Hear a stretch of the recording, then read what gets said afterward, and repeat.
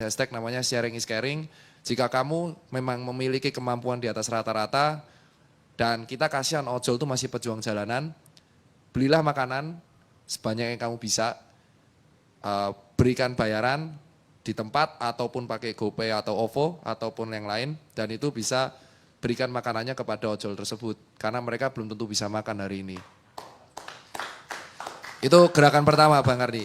Gerakan kedua yang kita inisiatif itu adalah karena kami, jujur saya sebagai dokter itu melihat kawan-kawan saya yang sekarang berjuang di puskesmas, lalu bukan hanya di RS pemerintah, sekarang ada di puskesmas, lalu di RSUD, RSUP, dan sekarang menyebar ke swasta, itu benar-benar mereka kasihan sekali Bang Arni.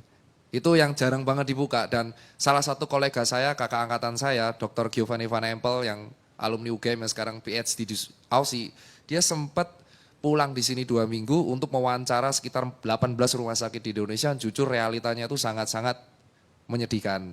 Itu alasan ketika saya pulang tiap kali berbuat aksi itu kadang merenung sendiri apa yang telah saya lakukan untuk membackup teman-teman saya di IGD.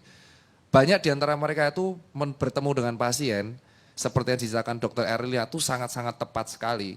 Itu kita nggak punya perlindungan sama sekali. Ibarat kalau kita main PUBG itu, lawan kita pakai AWP, kita pakai panci Pak itu Pak. Jadi kita belum udah deng gitu kan, udah kena kepalanya. Jadi kita tuh melawan sesuatu yang gak kasat mata. Kita hanya bermodal panci, tapi di luar kita tuh udah di headshot sama virusnya. Otomatis saya menerangkan kayak gini dengan bahasa yang awam ya, karena ini guru saya semua, mungkin teman-teman milenial apaan sih, pasti kayak gitu, tidur gitu kan. Jadi saya mencoba menerjemahkan apa yang diterangkan oleh guru-guru saya di depan di sini. Nah akhirnya kita inisiatif untuk membuat gerakan Bang Karni terutama di Jakarta. Kita bekerja sama dengan Dompet Duafa dan kita bisa untuk membuat 1000 disinfektan chamber di seluruh Jakarta. 1000 titik Bang Karni, dan ini kita udah buat hari ini 3. Itu benar-benar kenapa, wah ini bukan berarti pemerintah nggak mampu, tapi kita mendengarkan. Sebagai BNPB kita dipercaya, kita ingin membuktikan pemerintah itu nggak sendiri. Ini bukan lagi tugas pemerintah doang, ini tugas satu negara. Tugasnya ojol, tugas kita. Ada 5 pejuang jalanan yang saya angkat di sebuah media sosial.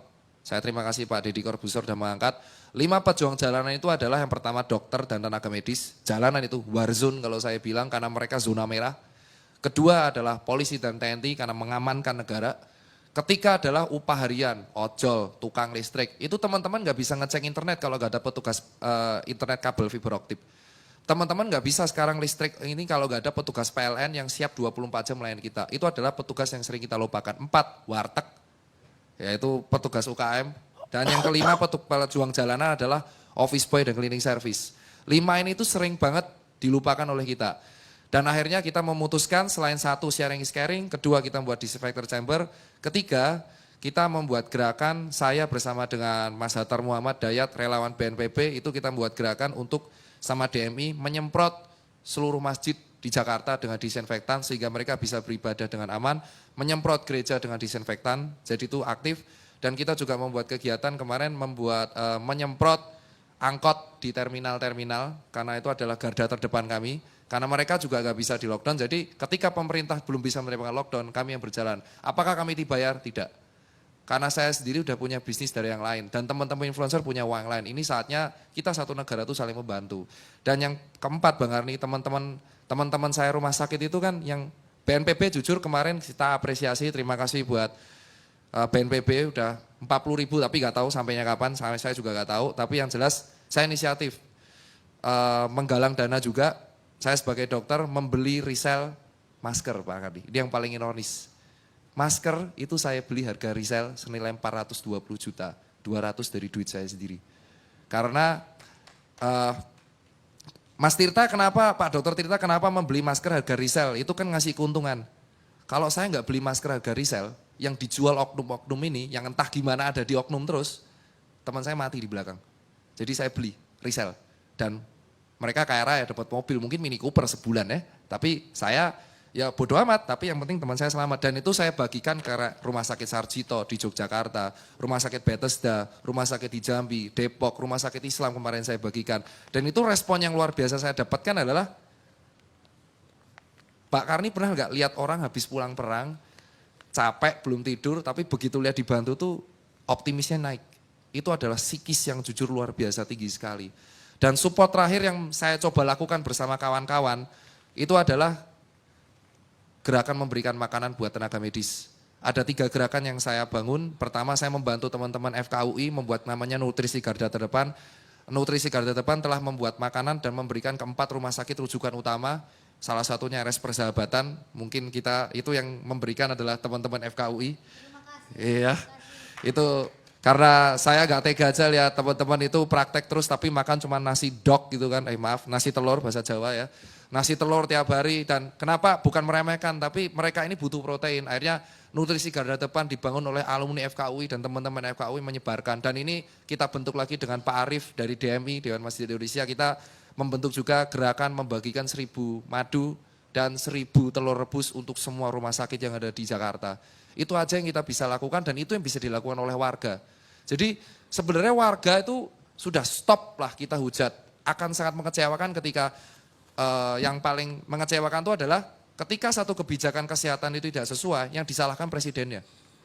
Itu nggak menyelesaikan masalah menurut saya. Dan ketika tidak sesuai, yang disalahkan gubernur, itu nggak selesai masalah. Ya yang udah ya udah. Kalau orang Jawa bilang, sing wis ya wis loh, legowo mawon.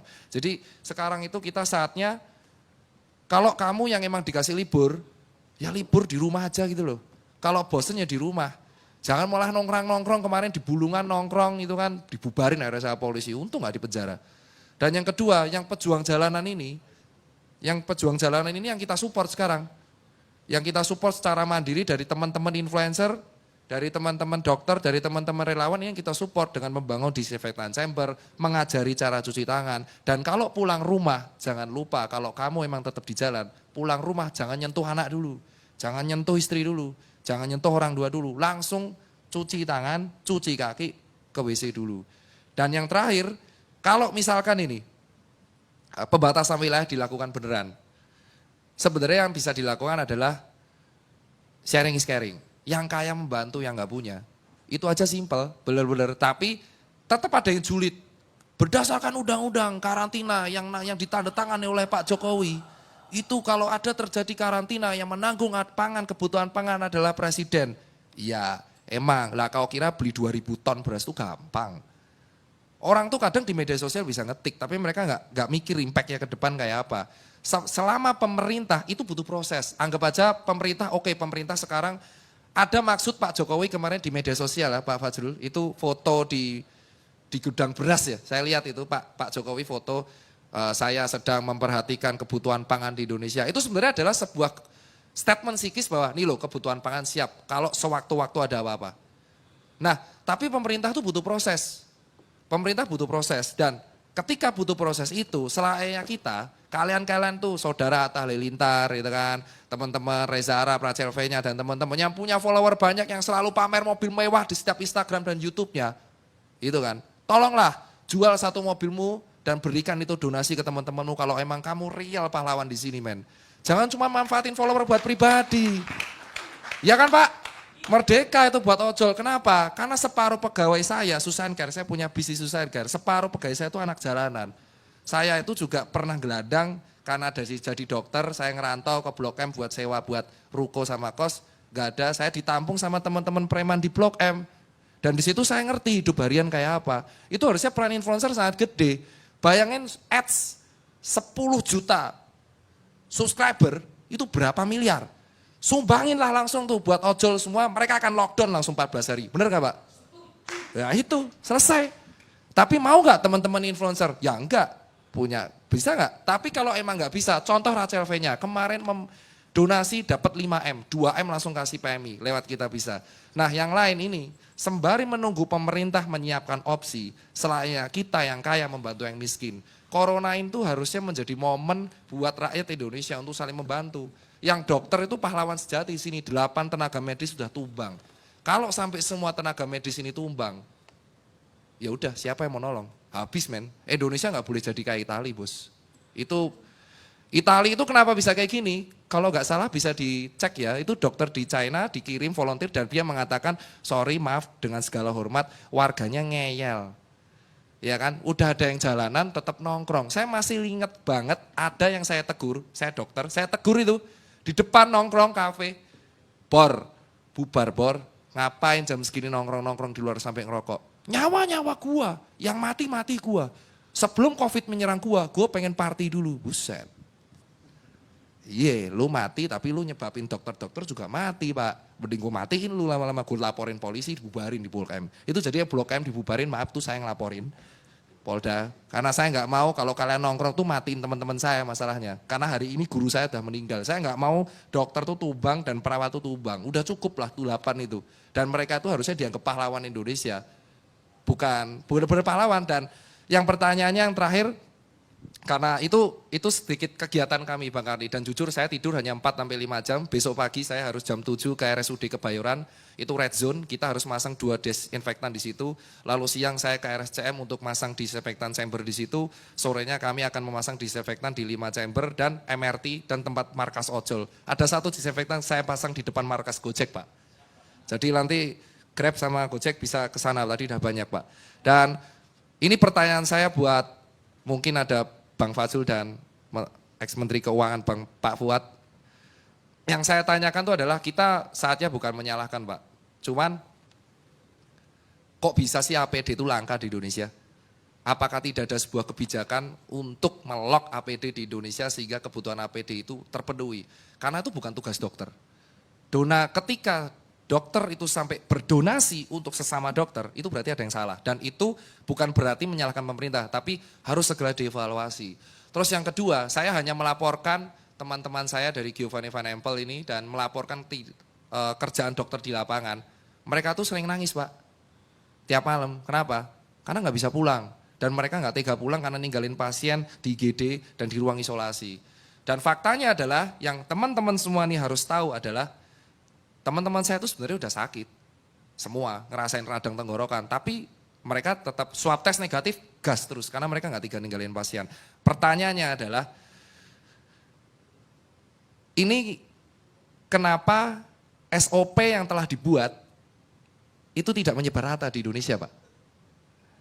Ini harus dievaluasi, karena teman-teman saya residen sebuah di rumah sakit di Yogyakarta, itu sampai Februari tidak mendapatkan pelatihan penanganan corona. Jadi permasalahan di Indonesia itu bukan soal salah-salahan, tapi soal SOP yang berantakan. SOP yang berantakan, jadi atasan sudah membuat SOP yang keren, tapi tidak dilakukan dengan baik oleh jajaran tengah. Sehingga yang bawah akhirnya kita kayak pion, maju aja terus. Kalau nonton film kayak 1917, 1917, jadi komandannya nyuruh sekitar 20.000 tentara untuk perang, padahal depannya itu jebakan Batman, isinya cuman granat dan meriam. Nah ibarat saya sekarang kayak gitu. Nah ini tolong dievaluasi. Dan evaluasi yang terakhir pertanyaannya adalah buat teman-teman, kenapa jubir Menkes itu kalau berbicara di media sosial tidak dikontrol ya Pak ya. Itu kekecewaan saya secara pribadi nih Bang Fajrul. Jujur secara pribadi, karena kemarin sempat diundang di sebuah podcast, ini ada rumah sakit, mitra keluarga, kita sebut, ada pasien blow up, viral, wah viral tuh Pak. Jubir Menkes mengatakan, welcome to Indonesia, this is business. Itu rumah sakit dihujat habis-habisan Pak. Pak Menkes sudah minta maaf. Pak Menkes sudah minta maaf ya? Secara tertulis. Secara tertulis? Oh iya, berarti sudah bisa disebar di sini ya Pak, nanti didobel. Dan kedua, nah ini mohon lah Pak, ini yang ketiga permintaan saya mewakili teman-teman dokter, khususnya yang di IGD. Kita tuh kan lagi perang Pak. Tolonglah jubir Menkes ini, Pak Yuri kalau misal lihat, dilatihlah cara PR-nya Pak. Kemarin menentukan duta imunitas, itu gunanya buat apa gitu loh, duta imunitas. Terus yang kedua statement begitu di vlog orang gitu loh. Jadi tolonglah berbicara yang emang penting-penting aja. Kalau emang berbicaranya nggak penting, tunjuklah orang yang kompeten.